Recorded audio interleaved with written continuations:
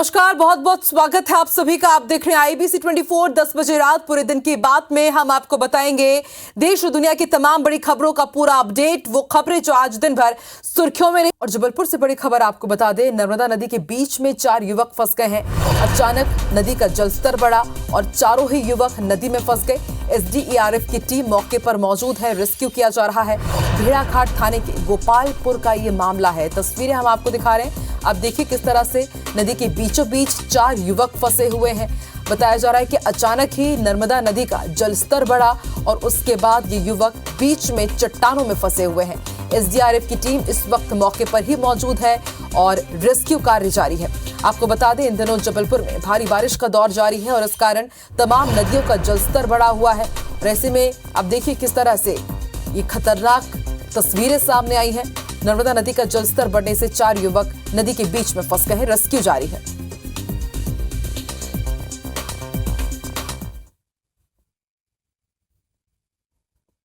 और आइए अब रुख करते हैं कुछ सियासी हलचल का। अक्सर अपने ट्वीट को लेकर सुर्खियों में रहने वाले पूर्व सीएम दिग्विजय सिंह एक बार फिर अपने ट्वीट को लेकर विवादों में घिर गए हैं। ट्वीट को लेकर बीजेपी हमलावर है। इंदौर में दिग्विजय सिंह के खिलाफ एफआईआर भी दर्ज हो गई है। आखिर क्या है ये पूरा मामला, इस रिपोर्ट में समझिए। पूर्व सीएम दिग्विजय के एक ट्वीट के बाद बवाल हो गया है। दरअसल राष्ट्रीय स्वयंसेवक संघ के द्वितीय सर संचालक स्वर्गीय माधव सदाशिव गोलवलकर को लेकर ट्वीट करने के मामले में दिग्विजय पर एफआईआर हुई है। ये एफआईआर इंदौर के तुकोगंज थाने में एडवोकेट राजेश जोशी ने दर्ज कराई है। वकील का कहना है कि दिग्विजय सिंह ने गोलवलकर को लेकर एक तस्वीर शेयर की थी। इस तस्वीर के नीचे लिखे कमेंट में गोलवलकर को मुस्लिम और दलित विरोधी बताया गया। सीएम शिवराज ने भी तंज कसते हुए कहा कि दुष्प्रचार करना कांग्रेस नेताओं की आदत है। वहीं वीडी शर्मा ने कहा कि दिग्विजय सिंह केवल झूठ परोसते हैं। उधर पुलिस जांच की बात कह रही है। थाना तुकोगंज में आईपीसी और अन्य धाराओं में प्रकरण दर्ज किया गया है। इस प्रकार का झूठ परोसना ये समाज का वातावरण बिगाड़ने का प्रयास कर रहे हैं, इसलिए और इनके ऊपर कड़ी कार्रवाई होने की जरूरत है। इंदौर के बाद राजगढ़ कोतवाली में भी दिग्विजय सिंह के खिलाफ एक और एफआईआर दर्ज कराई गई है। दिग्विजय के खिलाफ अशुल हरिचरण तिवारी और देवी सिंह ने कई धाराओं में मुकदमा दर्ज कराया है। मध्य प्रदेश में विधानसभा का मॉनसून सत्र 11 जुलाई से शुरू होने जा रहा है। 5 दिवसीय मॉनसून सत्र में 5 बैठकें भी होगी और सत्र से पहले कांग्रेस ने विधायक दल की बैठक बुलाई, जिसमें सरकार को घेरने के हर पहलू पर बारीकी से मंथन किया जाएगा।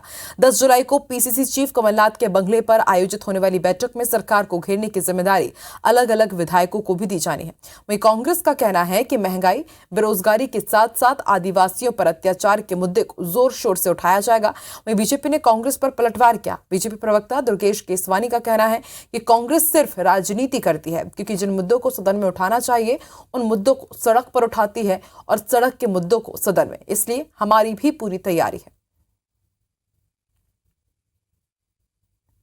कांग्रेस सिर्फ और सिर्फ राजनीति करने का काम करती है।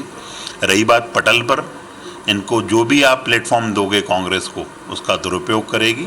जो बात सदन में करनी चाहिए वो सड़कों पे करती है, जो सड़कों पे करनी चाहिए वो सदन में बैठकर बात करेंगे, चैनलों पर बात करेंगे। भोपाल में महिला बाल विकास विभाग के कार्यक्रम वत्सल भारत कार्यक्रम में बड़ी चूक सामने आई।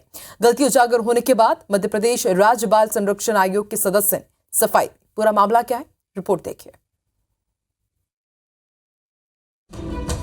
भोपाल में बाल संरक्षण, सुरक्षा और कल्याण को लेकर आयोजित वत्सल भारत कार्यक्रम में एक बड़ी चूक हुई है। दरअसल कार्यक्रम में 3 ऐसे दंपतियों को बुलाया गया था जिन्होंने अलग अलग सेंटर से बच्चे गोद लिए थे। कार्यक्रम में इन दंपतियों को केंद्रीय महिला एवं बाल विकास मंत्री स्मृति ईरानी ने सम्मानित भी किया, जबकि नियमानुसार गोद लिए बच्चे और दंपत्ति की पहचान उजागर नहीं की जाती है। इन दंपतियों को न सिर्फ कार्यक्रम में निमंत्रित किया गया, बल्कि इनके साथ फोटो सेशन भी किया गया। हालांकि मीडिया के इस तरह पहचान सार्वजनिक किए जाने के सवाल पर एमपी के राज्य बाल संरक्षण आयोग के सदस्य देवेंद्र मोरे ने मामले को दिखवाने की बात कही है। इस संबंध में आपने मुझे जानकारी में ये विषय लाया और क्या कानूनन विषय है, इसके लिए मैं समाधान ढूंढने की कोशिश करूंगा। देश में अलग अलग जगह केंद्रीय महिला एवं बाल विकास विभाग 7 क्षेत्रीय संगोष्ठियों का आयोजन करा रहा है। इसी के तहत भोपाल के रविंद्र भवन में मध्य भारत क्षेत्रीय संगोष्ठी हुई, जिसमें केंद्रीय मंत्री स्मृति ईरानी शामिल हुई। मध्य प्रदेश का मान बढ़ाकर मिलिट्री स्कूल में एडमिशन लेने वाली प्रदेश की पहली बालिका आशिका वर्मा आज सरकार की स्कॉलरशिप के लिए दर दर भटक रही है। शेड्यूल की आशिका ने 2021 में राष्ट्रीय मिलिट्री स्कूल की सीईटी परीक्षा पास कर झांसी में एडमिशन लिया था। पीएम मोदी ने जिन बच्चों की तारीफ की, आखिर क्यों उनकी पढ़ाई आज मध्य प्रदेश सरकार की एक स्कॉलरशिप पॉलिसी की वजह से दांव पर आ गई है, रिपोर्ट में देखिए।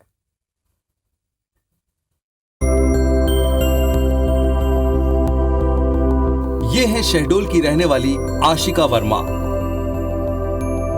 आशिका ने 2021 में राष्ट्रीय मिलिट्री स्कूल की सीआईटी परीक्षा पास कर झांसी में एडमिशन लिया था। इसके लिए कठिन परीक्षा भी पास की।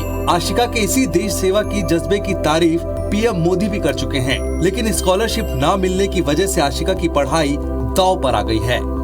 वहाँ की फ़ीस इतनी ज़्यादा है कि हम लोग यानी कि हमारे पेरेंट्स को दिक्कत जाती है वहाँ की फ़ीस देने में, इसलिए ये सर स्कूल में पढ़ाई चल रही है और हमें 15 से एग्ज़ाम्स भी स्टार्ट है। सिर्फ आशिका ही नहीं, रतलाम के सार्थक पाटीदार, छतरपुर के आयुष विश्वकर्मा, सागर के नमन लाड़िया और झाबुआ के विजय डामर समेत ऐसे दर्जनों छात्र छात्राएं मध्य प्रदेश सरकार की स्कॉलरशिप पाने के लिए दर दर भटक रहे हैं।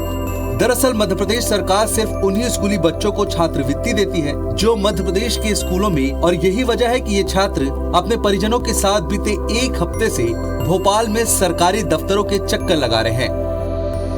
स्कूल वालों ने बोला है कि आपकी फीस जमा नहीं हुई है, इसलिए आप स्कूल में नहीं पढ़ सकते और आपके पापा जब फीस भरेंगे तभी आप पढ़ सकते हैं, ऐसे बोला था। मेरा सारा जो 7वीं क्लास का जो फीस थी वो पूरी बाकी है, जिसके कारण हम वहाँ से प्रेशर बढ़ा रहे हैं कि स्कूल वाले के जो भी फीस आपकी बाकी है वो भरोगे तो आपके बच्चा पढ़ पाएगा, नहीं तो नहीं पढ़ पाएगा। आप अपने बच्चों को ले जाइए। होनहार बच्चे जिन्होंने राष्ट्रीय स्तर की परीक्षा उत्तीर्ण की हुई है, सारे के सारे ब्रिलियंट हैं, तो इनका किसी प्रकार अगर स्कॉलरशिप का विषय हल हो जाए तो इनको पैसा और ये अच्छा पढ़ पाएंगे, भविष्य में देश का सैनिक बन के देश की सेवा कर पाएंगे। एक मुलाकात के दौरान पीएम मोदी भी आशिका की तारीफ कर चुके हैं, लेकिन अब मध्य प्रदेश सरकार की इंटर स्टेट स्कॉलरशिप स्कीम न होने की वजह से आशिका को छात्रवृत्ति नहीं मिल पा रही है। यूँ तो मध्य प्रदेश सरकार सूबे के लड़के लड़कियों को विदेशों में उच्च शिक्षा के लिए छात्रवृत्ति दे रही है, लेकिन कठिन परीक्षा पास कर देश सेवा का जज्बा लिए इन छात्रों को स्कॉलरशिप के लिए परेशान होना पड़ रहा है। ब्रिजेश जैन, IBC 24, भोपाल। कहने को तो रायपुर का कमल विहार यानी कि कौशल्या विहार रहने के लिए जन्नत बन चुका है, लेकिन सालों से ये प्रोजेक्ट अपनी खामियां उजागर कर रहा है। मॉनसून के आते ही इलाका ज्यादा खतरनाक हो जाता है क्योंकि लापरवाही और अनदेखी यहां के लोगों की जान से खिलवाड़ कर रही है। देखिए संवाददाता संदीप शुक्ला की खास रिपोर्ट।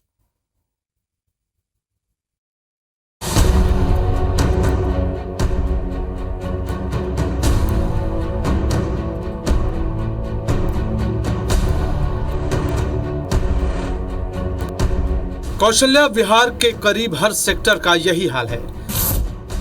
सड़कों पर बने होल के ढक्कन चोरी हो चुके हैं और ये मेन होल अब गड्ढों में तब्दील हो चुके हैं।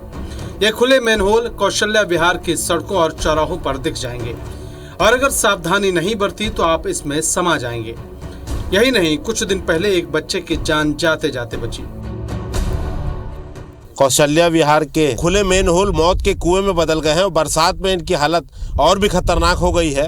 आपको सीधा नज़ारा के सेक्टर 4 से दिखा रहे हैं। ये मेन होल है खुला हुआ और पानी से लबालब है। गहरा कितना है उसकी गहराई हम आपको दिखाते हैं। बांस को हम आपको डाल के दिखाएंगे कि इसकी गहराई कितनी है। तो देखिए पूरा का पूरा जो बांस है ये अंदर समा जाएगा और देखिए ये पूरा अंदर गाद से कचरे से भरा हुआ है और पानी इस पर लगभग पूरा ही पानी भरा हुआ है। अब आपको निकाल के दिखाते हैं हम कि आखिर इसकी गहराई कितनी और किस गहराई तक जो है वो बांस आप देखिए डूबा था। तो देखिए लगभग ये 8-1 फुट तो लग रहा है कि कम से कम बांस होगा, 7 फुट लगभग। ये पूरा बांस आप देखिए ये डूब गया था। इस पर आप कल्पना कीजिए कोई आदमी गिर जाएगा तो उसके साथ क्या होगा। एक दुर्घटना हुई थी, सौभाग्य से बच्चा बच गया था। एक बच्चा गिरा था, वो बच्चा हमारे साथ ही है। क्या नाम है बेटा तुम्हारा? मेरा नाम कुणाल साहू है। मैं मैच खेलते हुए आया था रात के, तो मैं आते हुए गिर गया था गड्ढे पे। पैदल यात्रा आ रहा था, फिर मेरे दोस्त ने देखा तो उन्हें बचाया मेरे को। स्थानीय लोगों की माने तो पिछले महीने ही इनमें आधा दर्जन से ज्यादा लोग गिर चुके हैं, लेकिन अधिकारी इस ओर ध्यान नहीं दे रहे। ऐसा लगता है कि जिम्मेदार किसी बड़ी दुर्घटना का इंतजार कर रहे हैं। स्थानीय बताते हैं कि शाम के समय हालात और भी खतरनाक हो जाते हैं। शाम के बाद तो बच्चों को बाहर नहीं निकलने देते। रात्रि में 6 बजे के बाद तो बच्चे निकलते नहीं, क्योंकि यहाँ पे जितने भी सेक्टर 4 में कम से कम 200 से 250 गड्ढे हैं जो खुले हुए हैं, और ये रात को गाड़ी चलाने में या साइकिल चलाने में बच्चों को आकस्मिक घटनाएं भी हो सकती है जो हम लोगों को पता नहीं रहती, इसलिए बच्चे रात को 6 बजे के बाद निकलते नहीं। कौशल्या विहार जो है सेक्टर पर इधर पूरा अंधेरे में डूबा है, लाइट वाइट तो जलती नहीं है और गड्ढे भी ओपन है, सब खुला है। एक दिन मैं ही मोटरसाइकिल से आ रहा था, मैं देख नहीं पाया था, मैं गिर गया था मोटरसाइकिल से ही। बहुत खतरनाक है, बच्चा साइकिल चलाते चलाते गिर जाही तो पता नहीं चली कोई गिरे है कि नहीं गिरे है, ये मालूम नहीं रही। माँ बाप भी घर में नहीं रहा है, बच्चा छोटे छोटे छोड़ के चले जाते, खेलते खेलते घूमते घूमते गिर जाए, कहाँ पता चले गए। दरअसल कौशल्या विहार के हर सेक्टर में सड़कों के बीच 12 फीट गहरे मैनहोल हैं, जिनके ढक्कन चोरी हो चुके हैं। अब बरसात में मैनहोल पानी से लबालब भर गए हैं, लेकिन जनप्रतिनिधि कह रहे हैं कि IBC 24 ने मामला संज्ञान में लाया है, तो इस पर ध्यान दिया जाएगा। तो लोहा को चोरी करने के लिए वो सीमेंट का ढक्कन को भी तोड़ दे रहे हैं, तो इसके वजह से, लेकिन आपने संज्ञान में लाया है। हमने अधिकारियों को कहा है कि इस पर ढक्कन को ढके ताकि कोई गंभीर दुर्घटना ना हो सके।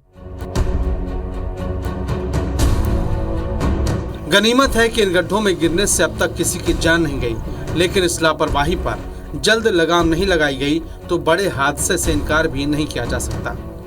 लगातार IBC 24 इस मुद्दे को उठा रहा है। न जाने क्यों RDA के अधिकारी अभी भी इस पर लापरवाह बने हुए हैं, चोर इन मेन होल के ढक्कन चोरी कर रहे हैं, पुलिस उस पर कोई कार्रवाई नहीं कर रही है। लगता है कि सभी जो जिम्मेदार हैं किसी बड़ी दुर्घटना का इंतजार कर रहे हैं। कैमरामैन संजीव सिन्हा के साथ संदीप शुक्ला, IBC 24 रायपुर। देखिए, भोपाल में एक और वीडियो वायरल हो रहा है। बताया जा रहा है कि सार्वजनिक स्थल में आपत्तिजनक हालत में एक प्रेमी जोड़ा पकड़ाया है। आपत्तिजनक अवस्था में युवक युवती मिले हैं। हिंदू संगठन ने पकड़कर इन्हें पुलिस के हवाले किया। युवक को मुस्लिम और युवती को हिंदू बताया जा रहा है। पुलिस ने हिदायत देकर इन्हें छोड़ दिया। हालांकि घटना का वीडियो वायरल हो रहा है। युवती या किसी परिजन की अभी तक शिकायत नहीं मिली है।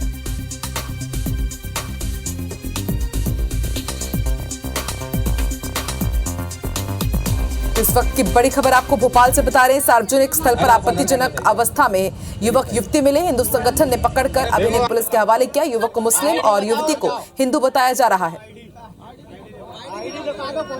चलो बता रही है, चुप जाओ, बता रही है। मारने लगो। नहीं मारेंगे, नहीं मारेंगे। हम इतने निर्दयी नहीं, हम इतने वो नहीं है। हमें नहीं आते।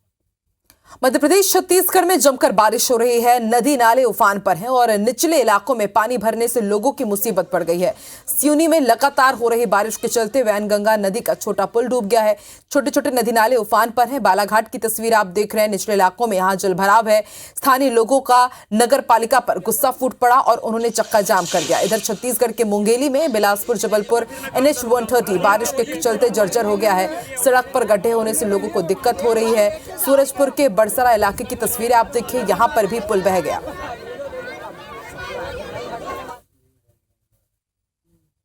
और इस बुलेटिन में फिलहाल इतना ही। देश और दुनिया की तमाम बड़ी खबरों के लिए आप देखते रहिए IBC 24। नमस्कार।